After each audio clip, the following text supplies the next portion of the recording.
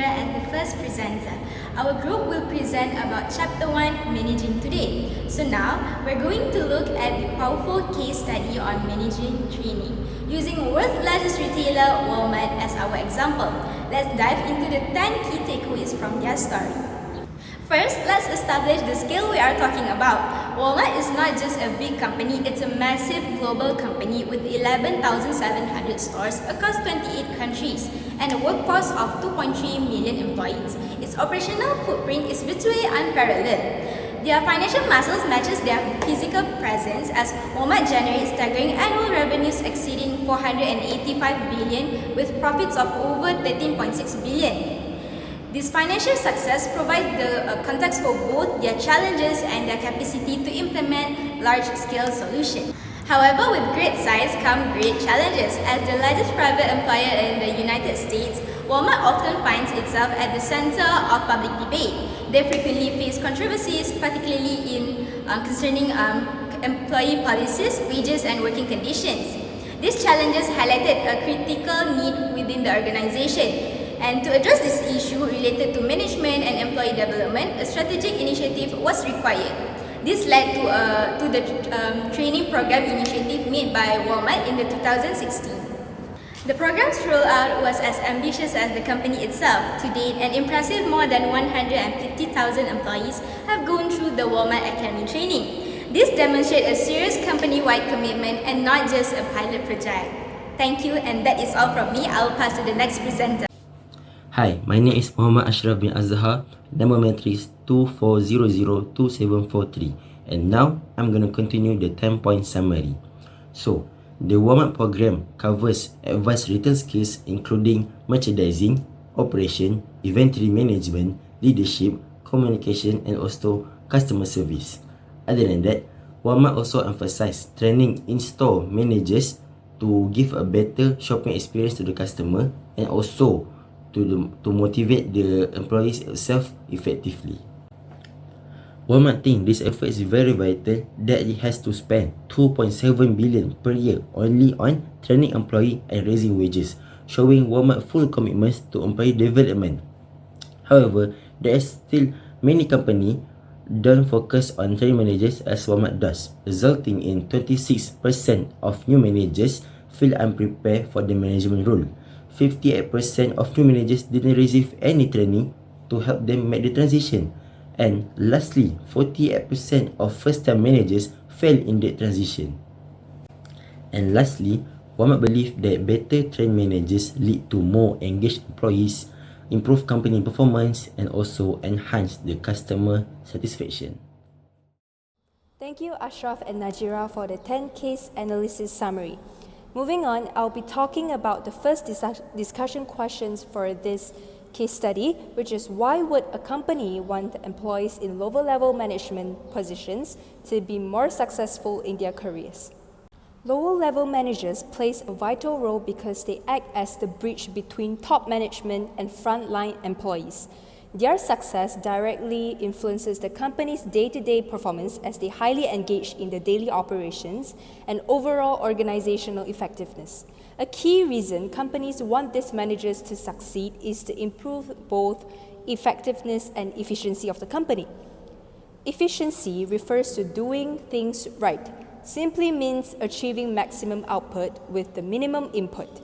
Successful managers knows how to streamline operations, coordinate tasks effectively, and allocate resources wisely. For instance, they can schedule staff shifts to meet customer demand, manage inventory accurately, and minimize waste or idle time. This leads to reduced costs and higher productivity, which strengthens the company's operational efficiency. Meanwhile, effectiveness focuses on doing the right things, which means that ensuring the goals and targets are achieved. Effective lower-level managers ensure that strategic objectives set by the upper-level management are translated into clear and practical daily tasks for employees to carry it out. This results in happier customers, improved sales performance, and a stronger brand reputation. To achieve these outcomes, managers must apply the 4 functions of management, which is planning, organizing, leading, and controlling, or what we call as POLC. Through planning, they develop accurate short-term and operational plans such as daily staff scheduling and inventory planning that align with organizational goals. Secondly, organizing involves designing the right structure, delegating tasks appropriately, and coordinating between departments to ensure smooth operations and avoid duplications of efforts. Leading focuses on motivating and guiding employees. A good lower-level manager inspires teamwork, boosts employee morale, and reduces turnover through effective communication and leadership. Controlling means monitoring performance consistently and taking corrective actions when results fall short. For example, checking sales figures to see if there are significant deviation or labor costs and making improvements when needed.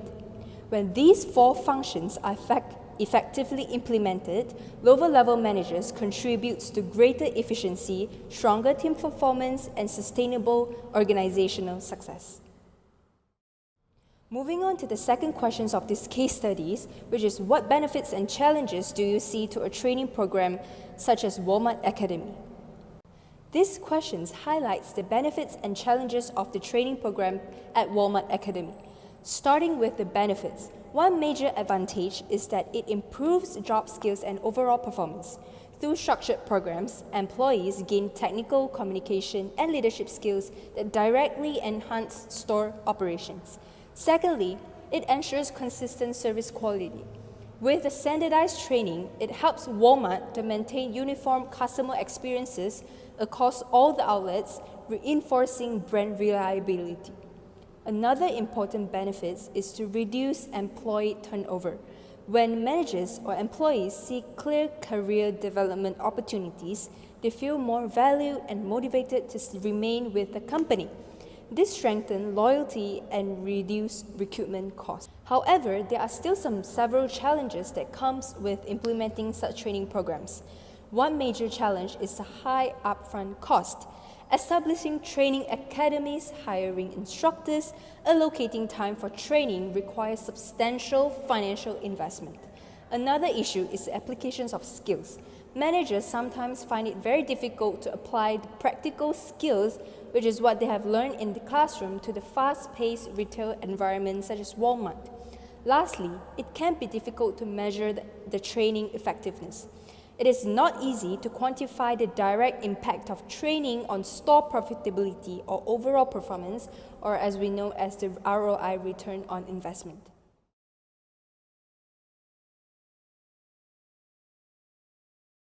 Hi and good morning everyone. Today I will be presenting about additional managerial topics that could be included in the Walmart Academy training program. As we know, Walmart Academy trains managers to handle various responsibilities as communication, teamwork, and motivation. However, there are still some important roles that could make the training even more effective. Today I will be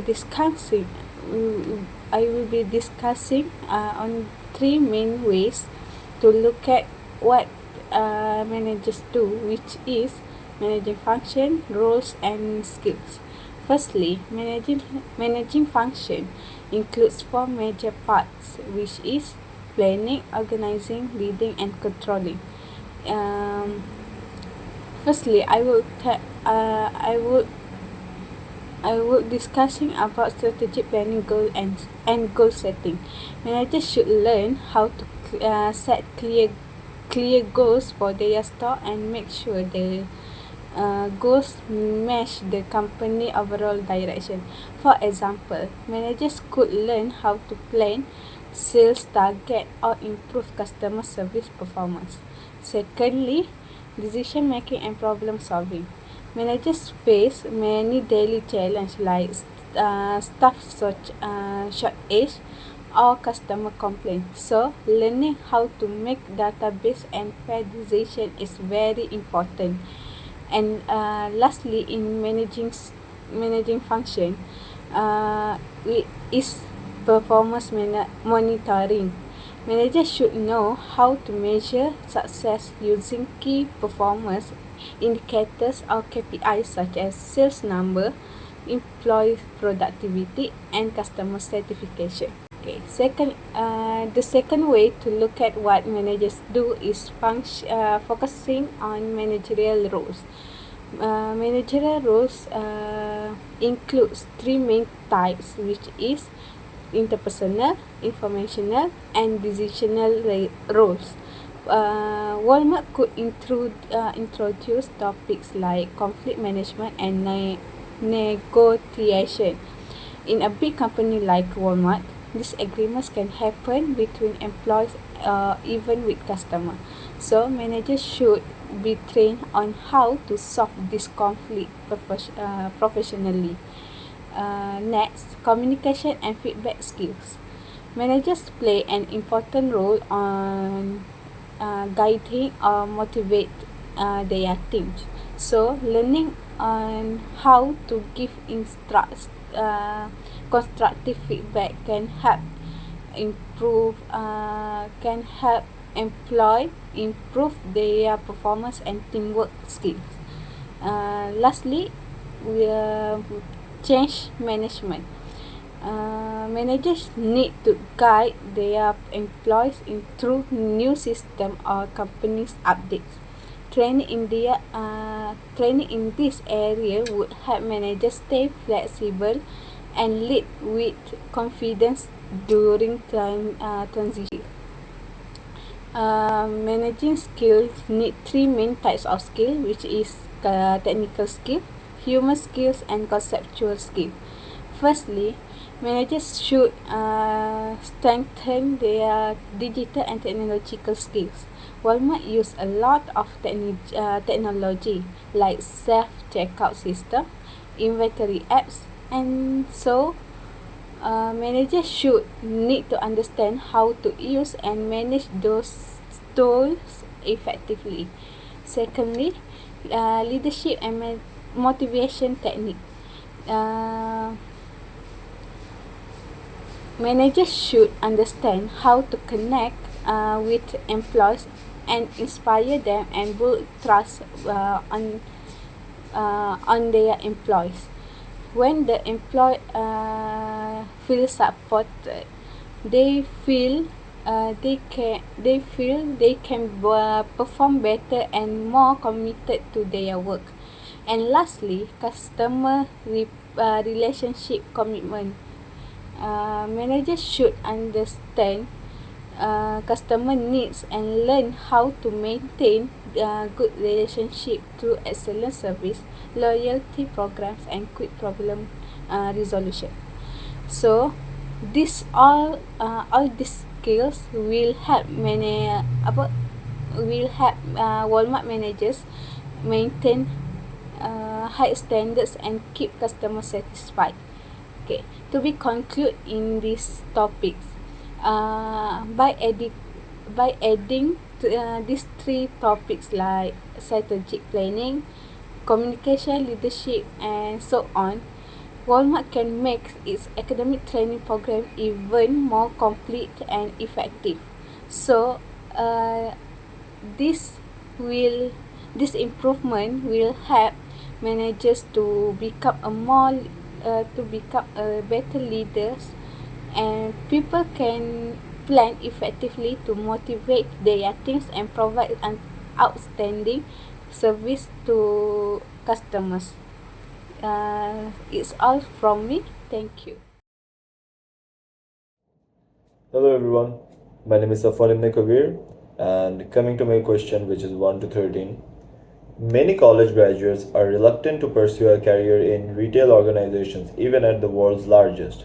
Discuss how a company like Walmart could attract talented graduates. Okay, so now I'll be talking about strategies to draw talented graduates. Firstly, career growth opportunities. Like highlight programs like Walmart Academy that train employees for management roles and show clear promotion paths and long term career development. My second point is learning and development. Emphasize Walmart's investment in employee training and skill development and create a culture that encourages continuous learning and growth. Now, Coming to the third point, it's good pay and benefits. Offer competitive salaries, bonuses, and benefits such as health insurance and paid leave. Then you can provide support like tuition aids or student loan assistance to attract fresh graduates.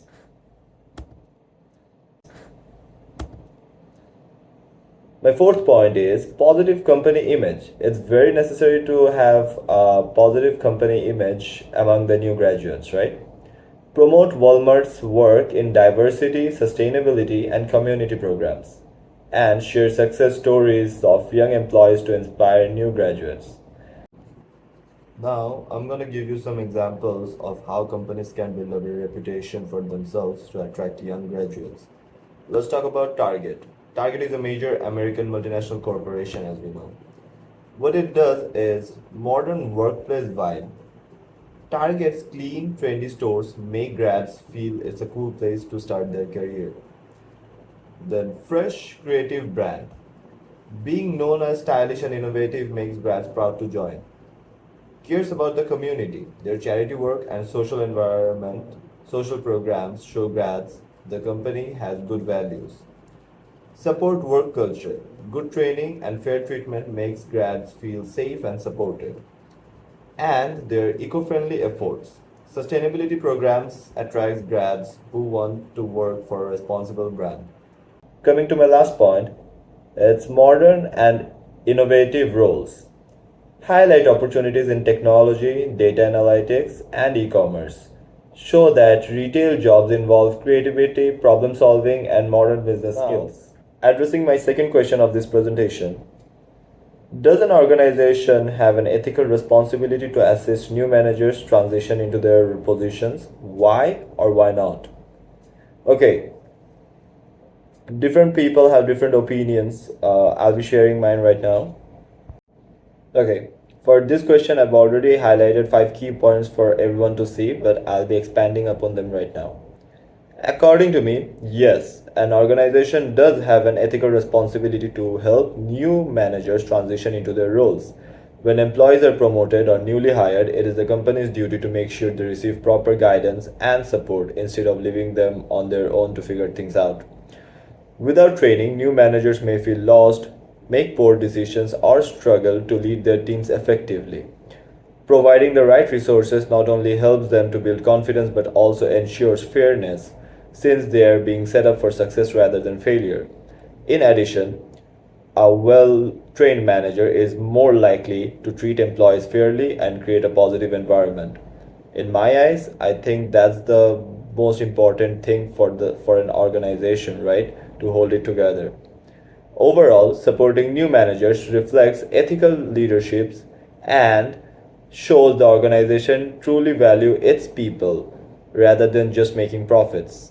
Thank you so much. That'll be my part, and I'm going to pass the next part to my teammate. So now we move to the next case, which is case 2, managing without managers. For a summary of this case, it shows how the Spotify managed its operation without using normal hierarchies like we usually see in normal companies. And Spotify is a Swedish music streaming company founded in 2008 by Daniel Ek.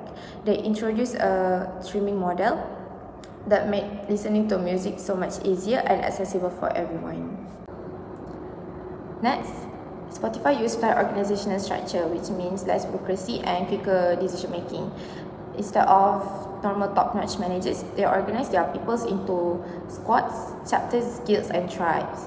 So a squad are independent and small teams, and they work on specific area of Spotify platforms to improve the user's experience. A tribe is when several squads they work in similar areas, so they form a tribe, and they help these squads to collaborate better but still keep their autonomy. Hi, my name is Muhammad Arafidaus bin Aizan, and my matrix number is 2400511. And today I will be presenting about 10-point summary of Spotify, which is case 2. So the first one is Spotify believe in keeping squads and tribes independent, so each team can work quickly without waiting for others. This independence helps them to make rapid changes, try new ideas, and adapt easily in the fast-moving technology and streaming industry. And next one is chapters groups people with similar skills even if they are in different squads. This ensures employees still get guidance, share knowledge, and maintain consistent standards across the tribe while focusing on their squad's individual projects. So the next one is about guilds. Guilds are informal group made up of employees from different tribes who share a common interest. They help spread ideas, encourage learning, and build connections across the wider organization beyond everyday squad work. Next is Spotify's less traditional management styles with fewer strict rules and less hierarchy allows the company to stay flexible. This helps them respond quickly to new trends and challenges in the online content and tech environment. And the last one is Spotify tries to balance by giving their employees freedom and creativity while still keeping basic management tasks in place. This approach lets teams innovate while ensuring the company stays organized and aligned. For discussion question for case study 2 is about who undertakes management at Spotify. So there is a 5-fold management and organizational structure, which is the first one is squads, the second one is chapters, following by tribes, and product owners, also guilds. The first management who undertakes the Spotify is squads, which is self-management. It works autonomously to ensure the overall problem is solved. Since squads do not have a manager, they instead work together to determine the best way to solve the overall problem and deliver a solution. The self-management requires the squad to be cross-functional, containing employees with different skills who can collectively achieve their goal. By sitting together in one shared space, this team can work as effectively as possible. For the second management is chapters. Chapters is collection of people who have similar skills but who work in various squads. It also provides clearer lines of management and responsible for staff members' development, pay and progression. Basically, chapters refer specifically to the function of chapters within the Spotify organizational model. They manage the staff members' pay and progression. And this dedicated structure ensures that even in a highly flat and autonomous organization, there is a clear formal line of management responsible for an individual's professional growth. The fourth management at Spotify is product owners. It responsible prioritizing work across the whole squad and acting as the key driver of direction and focus. Their role is to ensure that the work of the squad undertakes is aligned with the overall long-term mission of improving a specific area of the Spotify experience. By carefully prioritizing the tasks and problems the squad tackles, the product owners achieve the most valuable and impactful outcomes for the business. And the last one is guilds. Guilds is the cross-tribe groups with similar interests that are autonomous and self-managed with no formal management. They are a collection of people who share a common interest which may or may not be directly related to their immediate squad or tribe mission, and they often work together on projects or problems that interest them. They serve a vital function in fostering community, sharing knowledge, and promoting innovation across the entire company, extending beyond the day-to-day delivered goals of the squads and tribes. Hi everyone, my name is Putri Amira Syairah binti Zainal Abidin. For this part, I will answer question 116. The question is, how might Spotify handles poorly performing individuals or teams? And do we think this could be a problem at Spotify? Why or why not? To explain this clearly, I will break my answer into 3 parts. First, how they manage poor performance. Second, whether this can be a problem. And lastly, the reason why. Firstly, let's look at how Spotify handles poorly performing individuals or teams. Spotify uses coaching, self-evaluation, and group feedback. This means team members reflect on their own work and help each other improve through shared feedback. Next, each squad is in charge of its own performance. So, instead of having a strict manager watching over them, the squad manage performance issues internally. Spotify also encourage open discussion and peer evaluation among teams. Team members will talk openly about problems and give honest feedback to maintain good performance. And lastly, mentoring and training are provided by chapter leaders and product owners. These leaders will support the team, guide them, and help individuals develop their skills. However, the system is not perfect, and yes, it might turn into a problem. One issue is that there is no formal authority or accountability. With no traditional manager, it may be hard to enforce decisions. Team members may also be reluctant to confront poor performance. Some people avoid conflict, so they might hesitate to point out problems. Because of this, the situation could impact the productivity and the cooperation of the teams.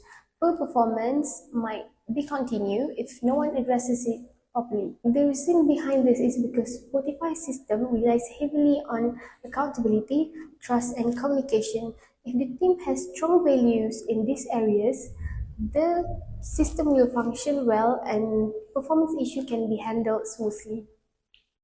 But if these values are weak, then performance problem might not be fixed. Without enough trust or responsibility, teams may avoid difficult conversation. In conclusion, Spotify handles performance through teamwork, feedback, and mentoring, but this system can still face challenge if the team lacks of trust or accountability. This is my answer for question 116. Thank you. The next one, are there any similarities to traditional management at Spotify? And the answer is yes. The clearest similarities is in the chapter structure.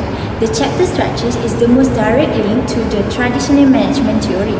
Grouping employees based on similar professional skills, it has clearer lines of management and responsibility for staff development, pay and progression. This chapter's lead is responsible for key human resource functions like staff development, setting pay, and managing career progression.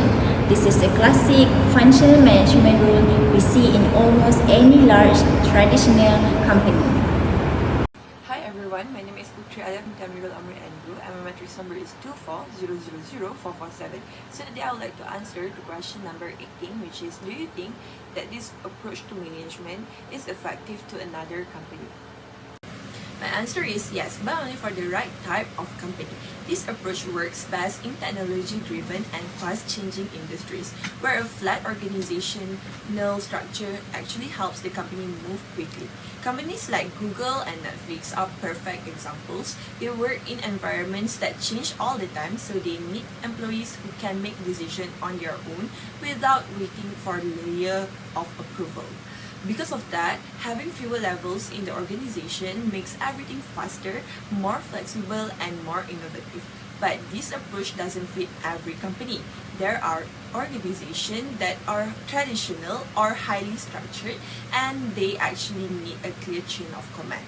These are usually places that require close supervision and have low-skilled employees who depend on detailed instructions to get the job done. For example, manufacturing or industrial companies rely on routines and standard operating procedures to maintain safety and consistency. The same goes for entry-level service jobs like fast food chains, where tasks are repetitive and training is very straightforward. In these environments, too much flexibility can cause error or slow down productivity. This also includes large bureaucratic corporations and government departments.